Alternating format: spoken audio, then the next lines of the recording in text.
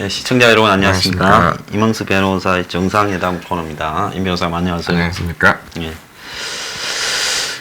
참 문 정권도 제가 볼 때 이 조국에 배팅을 함으로써 제가 문은 누가 무너뜨리는 게 아니라 밖에서 무너뜨릴 재주가 있는 사람은 없다. 네네. 스스로의 모순에 의해서 네네. 그냥 내부적으로 망해갈 거다 했는데 지금 진짜 그렇게 돼 가는 것 같아요.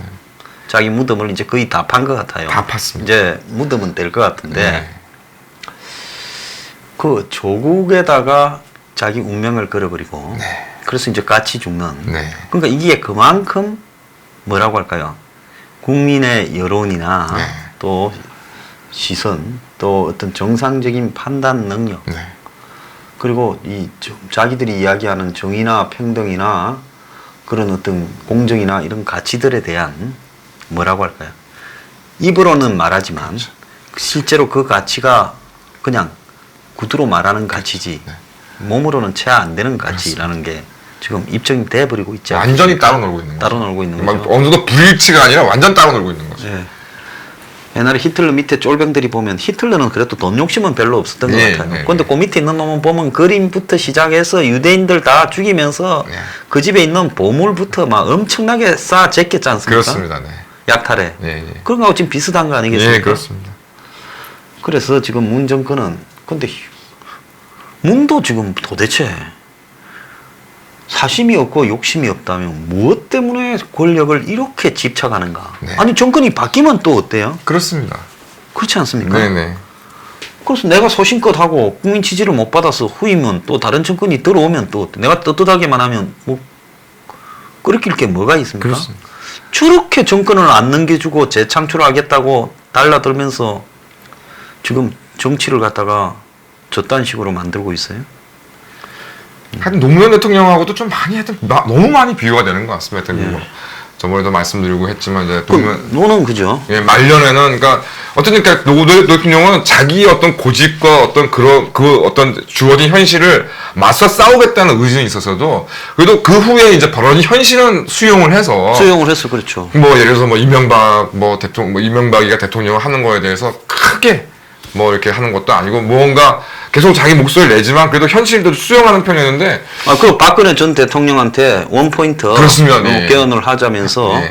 연정을 해서 사실상 이한테 넘겨줄 수도 있다. 나한테 복수만 하지 말아달라는 그렇습니다. 현실적인 이야기를 한 거지 않습니까? 그렇습니다. 근데 문재인 이자는 도대체가 현실에 대한 인식 자체가 제대로 안 되니까 이게 당연히 거기에 대한 대책도 너무나 괴상할 수밖에 없는 것 같습니다. 그래서 문보다 훨씬 더 능력이 있고 훨씬 더 이 권력 장악력이 높고 또 과학적이고 조직적으로 권력을 장악했던 사람도 말년을 피해갈 수가 없지 않습니까? 그렇습니다. 오늘 그 이야기를 좀 네. 해주시겠습니까?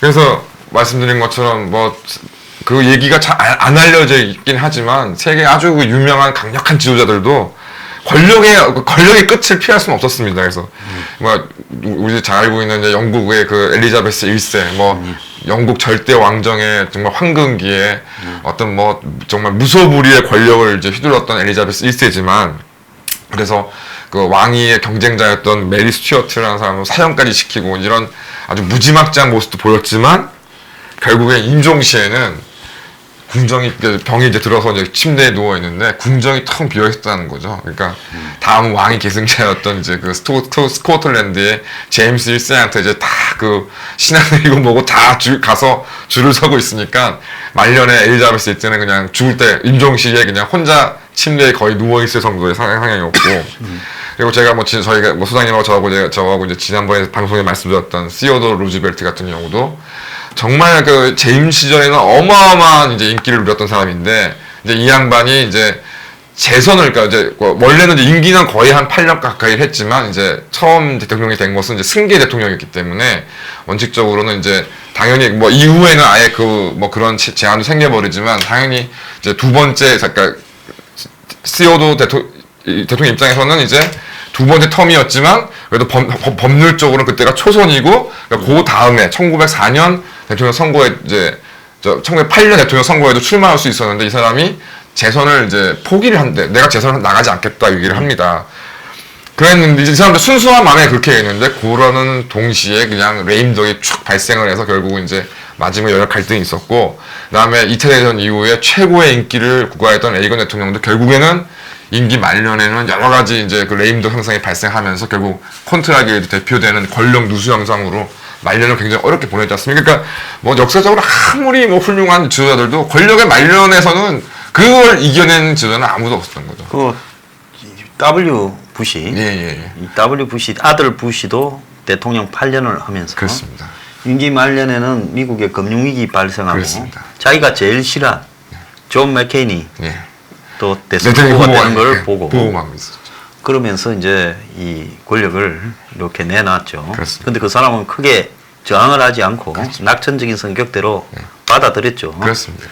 자, 그래서 권력이라는 게 그만큼 그 무서운 부분인데요. 요 근래 이제 이 보면 독일의 메르켈 같은 경우에 맞습니다. 지금 뭐 굉장히 오래 집권했지 않습니까? 그렇습니다. 독일 최장수 총리죠. 총리죠. 근데 요즘 뭐 몸도 시원찮아지고 또 보니까 뭐 점점 네. 극좌극우당해서 네. 저막 의석도 이렇게 먹고 네. 그러니까 본인이 이제 내년에 퇴진하겠다고 그렇습니다. 하면서 지금 당수 자리를 내놨죠. 그렇습니다. 자, 그리고 내년까지만 총리를 유지하겠다고 하는데 뭐 지금 EU도 해체돼 가고 있고 네. 그러니까 좀 쓸쓸한 이 말년인 것 같아요. 그리고 이제- 철의 여인이라고 부르는 메르켈. 그렇습니다. 그래서 그 뭐 말씀하셨지만 이제 그 이전에 최당수 총리가 이제 독일 같은 경우에는 콜이었는데 예, 통일한. 예, 통일한. 그래서 뭐 이제 메르켈이 또 콜이 키웠던 이제 그런 후계 구디에 있었던 사람이고. 그래서 참 공교롭게 근데 메르켈도 결국에 이제 그 콜을 이제 이제 뇌물이나 부정 스캔들에 휘말렸던 콜을 비판하면서 이제 어떤 정치인으로서의 이제 입지를 다져나가는 건데 결국 이제 그 정치적 스승이었던 콜의 어떤 전철을 밟아서 정말 뭐 사실 어마어마한 업적도 이루었지만 지금 말년은 두 총리가 다 지금 굉장히 쓸쓸한 모습으로 지금 퇴진해 가고 있는 것 같습니다. 예, 그렇습니다. 그래서 이 정치의 말년이라는 게 그야말로 동서고금을 막론하고 이 사심 없이 하지 않고 또 물러가야 될 때 안 물러나면 비참하게 될 수밖에 없는 것이 네. 기본적인 원칙이에요. 맞습니다. 그러니까 일본의 아베는 네. 쪼맨 있다가 물러나는 게 딱 자기한테 좋은데 그렇습니다. 저 좀 더 하려다가 내년까지 지금 세 번을 했죠. 그렇죠. 그러니까 세 번의 텀에서 그만해야지. 네. 더 하다가는 저 사람도 또 문제가 될 거다. 그렇습니다. 예, 예외가 그렇게 없었습니다. 보이거든요. 한국의 이야기를 좀 해보시죠. 예. 그래서 뭐 시청자 잘 기억하시겠지만 참 우리나라 대통령도 잠깐 훌륭한 업적이 있느냐 없느냐를 떠나서 참 말년 관리가 참 제대로 안 되신 분들이 대부분이었던 것 같습니다. 그래서 이승만 대통령 같은 경우도 이제 워낙 영명하신 분이니까 사실은 이제 조병옥 박사님 뭐 알려지지 않은 얘기지만 이제 1958년, 59년 즈음에 조병옥 박사하고 연대를 시도해서 그때 민주당이었죠. 예, 민주당은 이제 그거를 이제 사실상 후계를 이제 조병옥 박사가 넘기고 이제 이승만 대통령 당시는 이제 명예롭게 퇴진하는 식으로 하려고 했는데 이제 이 사실을 알게 된 자유당 내 강경파가 들고 일어나서 실패하게 되고 그러다가 1960년 선거를 맞게 되는데 아시겠지만 조병옥 박사님께서 이제 선거 그 유세 그 기간 중에 사망하심에 예. 따라 사실상 이승만 대통령의 단독 출마가 되었고, 그러니까 사실은 60년 이제 그 3.15 이제 대선 선거에서 부정 선거를 할 이유가 없었는데, 이제 자유당 입장에서 보면은 이제 이승만 대통령이 나이가 80이어서 오늘 내일 하시는 양반이니 그러니까 결국은 대통령이지만 부통령 자리가 중요하다. 그러니까 꼭 이기붕을 당선을 시켜서 이제 이승만 대통령의 서거에 대비해야 된다. 그런데 또 이기붕 이제 부통령 후보도 건강이 또 좋지 않으니까 당시 내무부 장관이었던 최인규가 이제 이승만 대통령이 이제 뭐 혹시 갑작스레 서거하시게 되면 이기붕이 부통령이 이제 대통령을 승계하고 또 이기붕도 건강이 안 좋으니까 이기붕이 또 잘못되면 또 누가 이걸 대신해야 되니 내가 이번 선거를 업적을 내세우면 내가 되지 않을까라는 그런 허황된 꿈속에 부정선거를 감행하다가 뭐 아시다시피 최인규가 나중에 체행됐죠. 예, 그 강화 경무대 발포 사건의 그 명문자로 해서 성현된 걸로 압니다. 그래서 결국 이런 형태를 이제 그 권력의 말년을 관리 못해서 결국 이승만 대통령께서 물론 이제 지금 생각해보면 명예로운 하야였지만 어쨌든 그 뭐 하야를 하시게 되는 경우가 됐고. 그런데 그 당시에 독재자 중에서 뭐 그 정도 시위를 가지고 맞습니다. 물러나겠다. 네. 피를 흘리지 마라. 네, 네. 했다는 것도 굉장히 평가해줘야 돼요. 맞습니다. 그게 60년 시점에 세계 어느 나라에서 네. 독재자가 네. 독재자라면 네. 내가 물러날게 피를 흘리지 마라. 그러고 떠나 있습니까? 없어요. 그래서 그 밑에 물론 뭐 본인이 총체적인 책임을 져야 된다라는 부분에서 말년의 실정도 있었지만은 그게 이제 그 당시의 수준에서 평가돼야 될 필요가 있다 이렇게 그렇습니다. 보여요. 예. 그다음에 이제 박정희 대통령께서도 이제 유신을 이제 뭐 유신 독재죠. 유신 독재를 하시면서 이제 뭐 많이 들려온 얘기가 최규하 당시 국무총리를 이제 후계로 내세우고 본인은 이제 뒤로 물러나서 뭐 하겠다. 뭐 실제 그렇게 했으려는지 안 했으려는지 모르겠지만 그런 얘기가 있고 그런 과정에서 결국에 이제 이제 박정희 정권 내내 2인자였던 김종필을 이제 사실상 거세에 나가지 않습니까? 그러던 와중에 이제 79년 10월 26일 갑작스럽게 서거를 하시면 되게 되시면서 그런데 어떤 정치인으로서는 아마추어인 최규하 당시 국무총리가 그 권력 공백을 메울 수는 없었고 그러니까 결국 김종필은 이제 사실상 그 정치적으로는 여권 내에서 거세된 상태였고 그러니까 이 권력 공백이 생기니까 결국 전두환 장군을 주축으로 한 신군부가 그 권력 공백을 메꾸면서 이제 12.12 사태와 이제 5.18의 비극이 발생했기 때문에 하여튼 박정희 대통령도 그 엄청난 업적에 비해서는 권력 말년의 관리가 잘 되었다고 볼 수는 없을 것 같습니다.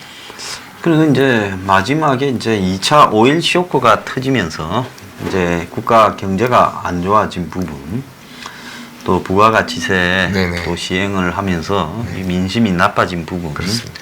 이런 부분이 있었는데요. 사실은 이제 그럴 때일수록 그 이후에 이제 이 후계 스텝에 대해서 그렇습니다. 이야기를 해야 되는데 맞습니다. 말년에는 주변에 아부파들이 그렇습니다. 둘러싸면서 네.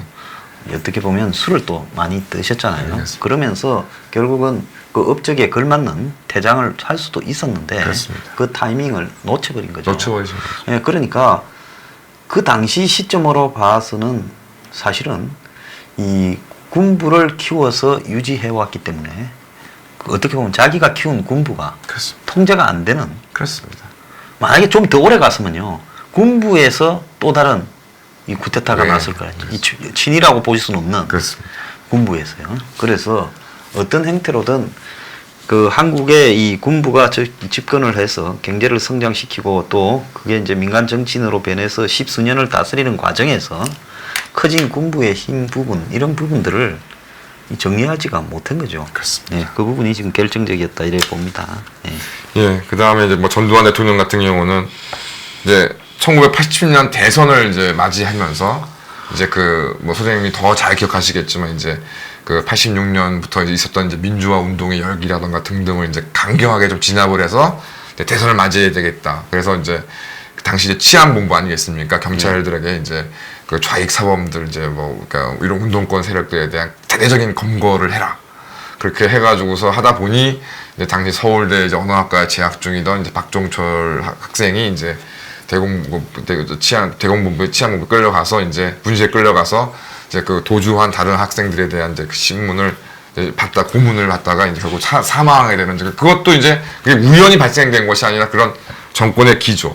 그러니까 87년 이제 임기가 마지막 해인데 그때 이제 어떤 대선을 해서 어떤 강력한 힘을 발휘하겠다는 이제 욕심에서 그런 이제 고문치 사건이 발생했고. 그래서 이제 그때 가장 중요한 거는 이 4.13 호원 조치라는 게 문제인데 그렇습니다. 그때 이제 운동권들은 대통령제 직선 요구를 했지 않습니까? 그렇습니다. 그리고 이제 정권은 아니다. 네. 지금 이 내각제. 통일 주체 예. 그 국민회의 네네네. 거기서 뽑는 대통령제를 지켜가겠다. 네. 그리고는 이제 일부 또 네. 이 D를 통해서 네. 내각제적 개헌 네, 등을 네. 도모할 건가 이런 부분들을 모색했죠. 네. 그러다 보니까 이제 4.13 호원 조치를 한 부분이 그 당시에 이제 직선제 개헌에 대한 요구. 그러니까 경제 성장으로 일정하게 중산층이 네네. 87년쯤에는 88년에 올림픽을 한다 할 정도였으니 87년에는 신도시가 형성되고 그렇습니다. 아파트에 살고 한국의 중산층이 상당수가 생기고 그렇습니다. 자유를 누리고 네. 뭐 프로스포츠를 즐기고 네네. 뭐 통금이 없어지고 네. 그런 상황에서 그 당시에 직선제를 안 한다고 하니 그게 어떻게 보면 자기 모순에 빠진 거죠. 그렇습니다. 그 경제가 성장하면서 네. 국민의 사회 의식이 이렇게 커지는 부분에 대한 감당이 안 된 거 네네. 아니겠습니까? 예. 그래서 뭐 선생님 제가 아시겠지만 이제 뭐 505 헌법 같은 경우에는 이제 지금도 그 잔재가 남아 있지만 국정자문회의인가 했어가지고 예. 전직 대통령이 이제 말 그대로 국정을 자문하는 건데 이제 그래서 저기 뭡니까 지금 세종재단 네네네. 그게 일회재단으로 네, 세종연구소 네, 예. 그 원래 일회재단으로 만들어 가지고 물러나서 네. 가만히 보니까 자기 친구인데 노태우를 물러반 거예요. 평생을. 예, 예. 저는 내 친구지만 쫄뱅이니까 네. 저 물을 갖다가 앉혀놓고 네. 내가 위에서 네, 상황을 하겠다. 상황을 하겠다 했는데 물이 또 물이 아니었죠. 그렇죠. 친구야 가라 백담사. 그러니까요. 네, 그리 됐죠. 그래서 어쨌든 이제 좀 그러니까 4.13 말씀하신 대로 4.14 호원 조치로 이제 큰 위기를 맞았다가 그래도 결국 전두환 대통령은 이제 그 6.25 선언으로 이제 노태우를 이제 후계자로 선임하기에 성공했지만 결국 이제 그냥 물인 친구로 봤던 노태우로부터 결국은 견제를 당하게 되고 이제 고생을 이제 하시게 되는 시작이 되는 것도 결국 이제 말년의 관리가 결국은 이제 실패하시면서 이렇게 되신 걸로 생각이 들고 김영삼 같은 경우는 뭐 아예 뭐 노태우 예, 이야기 좀 예, 해야 되는데 이제 전두환 노태우 부분에서 제가 볼 때 단계별로 후퇴하는 그런 민주화의 이 어떤 선택을 했다고 봅니다. 네. 전두환이 그 6.29 조치를 한 거는 노태우가 한 게 아니라 전두환이 시켜서 노태우가 쇼를 한 거죠. 그렇죠. 그런 부분에서는 전두환이 일정하게 어쨌든 선거에서 이기면 될 거 아니냐고 그렇습니다. 속셈이 있겠지만 어쨌든 직선제를 받았고 그렇습니다. 그래서 그때는 어차피 못 이길 선거였다고 봅니다. 네. 그렇지만은 또 양김씨가 분열을 해서 상김씨가 그 명분은 제공했으니 그렇습니다. 국민들이 그냥 참고 넘어간 거고 그렇죠. 그 다음에는 이제 노태우 같은 경우에는 독자적으로 정권을 끌어간다. 민정당이 그건 어려웠다 보니까 네. 3당 합당을 했고 일정하게 문민화를 더 가속시켜 가지고 YS를 앞에 내세우면서 임기를 채운 거죠. 안 그러면 임기가 어려울 수도 있었죠. 그렇습니다. 그래서 이제 그 다음에 이제 YS로서 문민 정권이 이제 본격적으로 시작되면서 형식적 민주주의가 완성되는 거 아니겠습니까? 그렇습니다. 예. 그래서 노태우 같은 경우에는 어쨌든 그때 노태우 시대도 뭐 나름 공안이 강화되었다 하지만은 점차적으로 힘을 빼면서 문민에게 물려주는 그런 부분을 통해서 어쨌든 최초로 국민들이 선거를 통해서 네. 자유롭게 뽑은 그런 부분에 대한 공을 갖다 세웠다고 봅니다. 그렇습니다. 그래서 역사라는 거는 그 사람들이 독재다다 뭐 광주에 책임이 있다 이렇게 평가하는 부분도 있겠지만은 다른 한편으로 박정희 정권 때부터 이것이 군부가 퇴각하는 과정을 보면 한국만큼 이렇게 질서 있게 단계적으로 퇴각하는 과정이 거의 없어요. 없었죠. 네. 또 하여튼 여러 가지 이유가 있겠지만 하여튼 결국은 이제 미국의 힘이 어느 정도 작용을 했기 때문에 이런 식으로 좀 타협적으로 된다는 생각이 들고요. 예. 어쨌든 그 다음에 김영삼 같은 경우는 이제 다 기억하시겠지만 뭐 이용구, 이수성 이제 그 서울대 교수들을 총리로 이제 임명하면서 이제 이 아마추어들은 이제 후계를 한번 키워보겠다고 뭐 나름 이제 시도를 했다가 그래도 1996년 총선에 진짜 여러 가지 전망을 깨고 이제 TK, PK가 분열되고 이제 충청권이 끌어나가 그 악조건 속에서도 그래도 이제 일당 그 당시 이제 신한국당이 일당 이제 96년 선거에서 이겼죠. 결국 나중에 이제 또 영입을 통해서 과반을 차지하게 되는 이제 승리를 거두어서 어떻게 보면 참 안정적으로 퇴임 후에 구도를 끌어나갈 수 있었는데 그럼에도 불구하고 무슨 더 노동법 파동이 때문에 노동법 파동 등등해서 또 결국은 무언가 자신의 어떤 권력의 말년을 생각하지 못하고 이제 뭐 무리수를 부리다가 그리고 김현철 사태, IMF 등으로 사실상 완전히 정치적으로는 불구가 돼버렸던 거예요. YS의 이제 부분은 뭐 그런 그 문민 정부를 열었다라는 부분은 업적으로 평가를 해야 되겠지만 다른 하나는 본인의 사고 속에서 그 사람의 짜진 문제가 아니고요. 대한민국을 어떻게 바라보는가라는 부분이 머릿속에 정리가 안 됐던 사람인 것 같아요. 그러니까 민족보다 더 소중한 가치가 뭐 없다라는 말을 없다. 하든지 네. 뭐 일본의 버르장머리를 고쳐주겠다든지 또 청와대 무슨 수석으로 네. 운동권 출신 고용해서 네. 그러니까 이렇게 상당히 뭐 어떻게 보면 수구에 가까운 모습을 보이다가 또 어떨 때는 보면 또 굉장히 진보적인 모습을 보이다가 이 사이를 계속 오락가락했죠. 네, 그렇습니다. 그러니까 본인의 지금 이 DJ에 대한 콤플렉스도 좀 있었던 것 같고 그리고 본인이 지금 이 투쟁을 하는 데서는 탁월한 능력을 발휘했지만은 국가를 운영하는 부분에서는 뭐라 그럴까요? 이 국가 운영에 대해서 자기 머릿속에 체계적인 일종의 플랜이 좀 부족했다. 그러다 보니까 이제 아들이 설치고, 아들이 설친 부분이 아버지를 망가지는데 크게 했고, 또 이해가 안 가는 부분은 IMF 같은 경우에는 얼마든지 효율적으로 대처할 수 있었는데, 그에 대선이 치러지니까 대선 국면에 신경을 쓰면서 자기가 지지율이 떨어지고 대선에 영향을 못 미치는 상황이 되니까 그냥 손을 놔버린 업무에. 그러면서 지금 IMF를 초래한 책임이 생긴 거죠.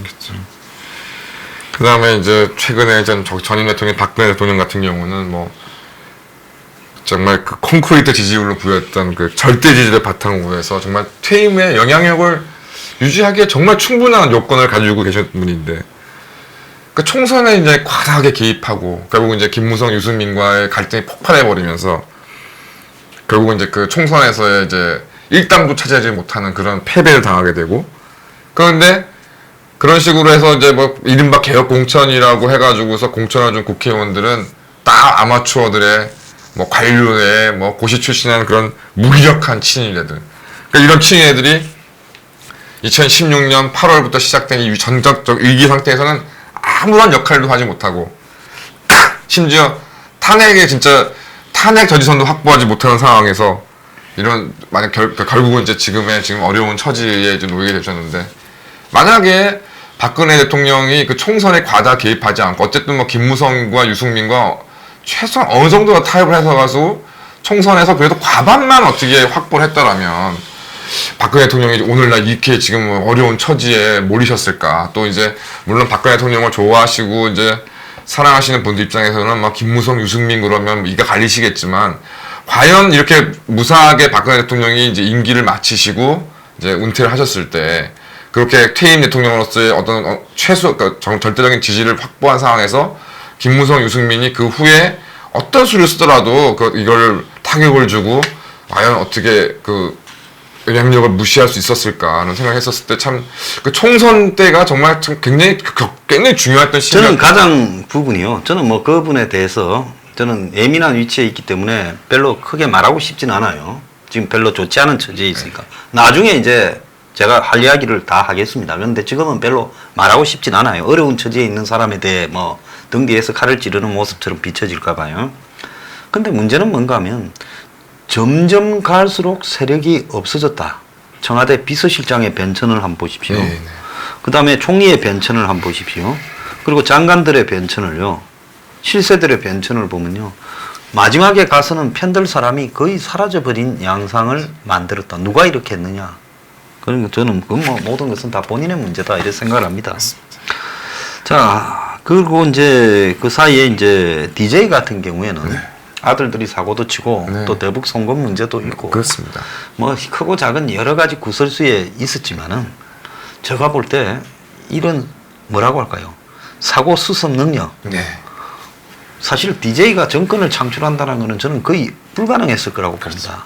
왜냐하면 정권을 뺏겼던 영남에 반발도 컸고 또 당시에 이해창이라는 막강한 인물도 카리스마 있게 야당 후보로 버티는 상황에서 DJ가 정권을 창출하는 과정을 보면 저기 정몽준을 부추겨서 정몽준이 밖에서 춤을 추고 노무현은 거의 지지율이 땅에 떨어졌는데 이 둘을 단일화시키면서 또 이해창을 추월하고 또 전날 벌어진 뭐 번복 사태 등을 다 이용해서 억지로 노무현을 후보로 만들었죠. 그렇습니다.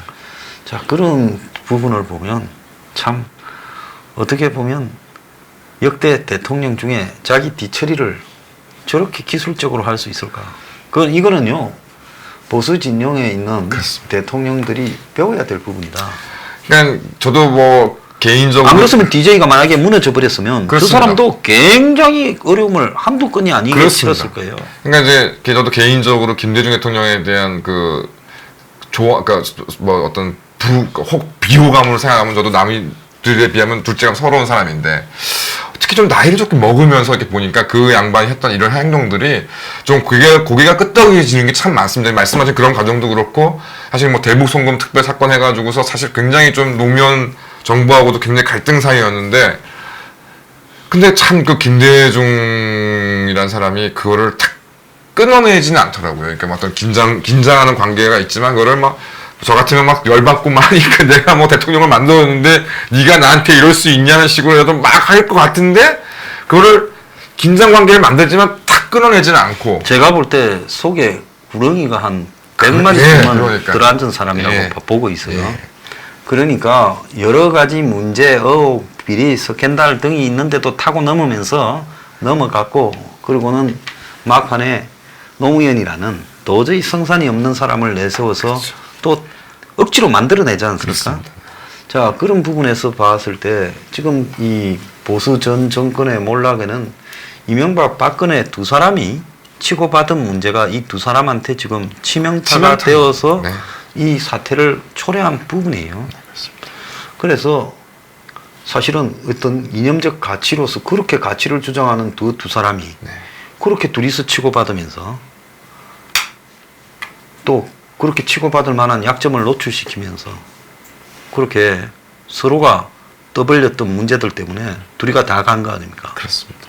그래서 문재인이 그걸 갖다 가지고 싸그리 그냥 이의제의 형태로 뭡니까? 어부지리 형태로 예, 지금 한 거 그냥 아닙니까? 한꺼번에 확 그냥 뭐 네, 그래서 근데 그 문재인은 이렇게 보내고 보수를 초토화시켰다는 또 자기 확신의 그물에서 벗어나지 못하고 2년간 조국이라는 저 기술자를 시켜서 해오다가 이제 기술자가 지 기술에 걸린 거죠. 네. 그래서 지금 또 종말을 앞두고 있습니다.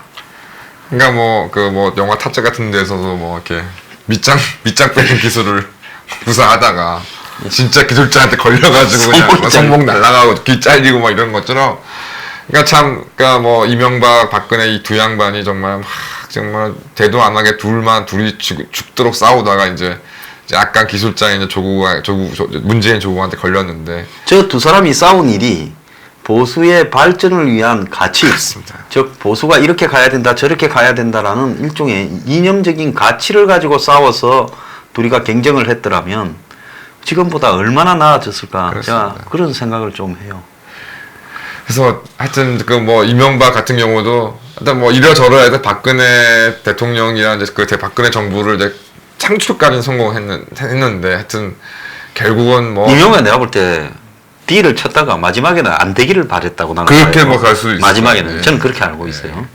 그랬는데 돼버렸어. 딜을 받았으면 되기를 바랬을 거예요. 근데 딜을 안 받아줘서 안 되기를 바랬고 그러고 난 이후에부터는 서로가 서로를 제거하려는데 박근혜 전 대통령도 문제가 제거하려면 초장에 빨리 보내서 그렇습니다. 해체시켜버려야지. 맞습니다. 그런데 제거하려다 뭐 그걸 제거할 능력이 없는 거예요. 그렇죠. 그러니까 이미 진이 친박이 뒤섞여 있고 박근혜 참모들 중에도 양반이 걸쳐서 양쪽에 걸친 사람이 수두룩했어요. 그러니까 최경환 전 장관이 대표적인 사람 아니에요? 그러니까 솔직히 쳐서 어떻게 할 부분이 없어지는 거. 그러니까 쳐지지가 않는 거지. 그렇죠. 여러 차례 공격을 했잖아요. 그렇죠.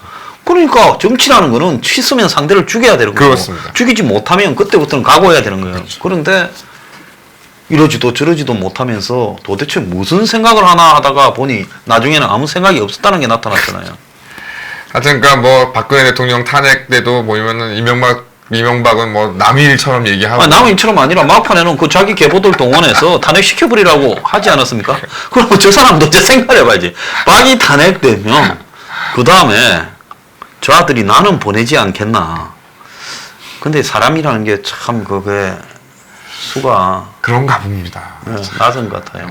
그런가 봅니다.